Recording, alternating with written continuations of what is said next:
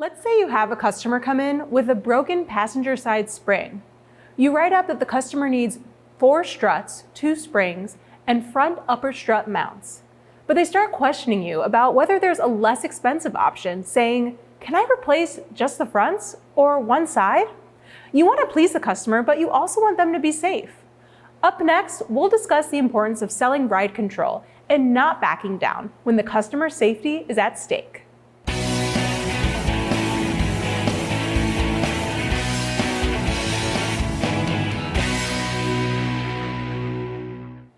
You could give the customer what they're asking for to cut costs, but this isn't always the best option that'll keep them safe and satisfied with your shop's work.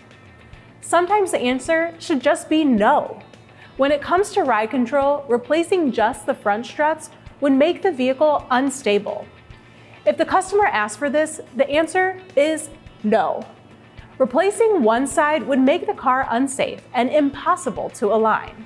If you don't replace the front and rear struts, the customer will likely be unsatisfied because the steering will pull, or they could have uneven tire wear in a month.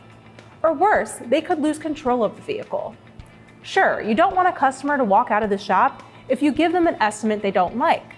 But safety is a top priority, which is why the work needs to be done properly. It's important to explain this to the customer and let them know that fully taking care of the problem now will save them trouble and money in the long run. Let's talk a little bit more about how shocks, struts, and springs work together. They do not operate independently. The condition of one corner of the suspension affects all corners of a vehicle when driving straight or cornering. This may be less noticeable at slower speeds, but it still happens. When driving at higher speeds, not being able to control the movement of the suspension and the body in one corner can change the contact patch or the tire's footprint for all the corners.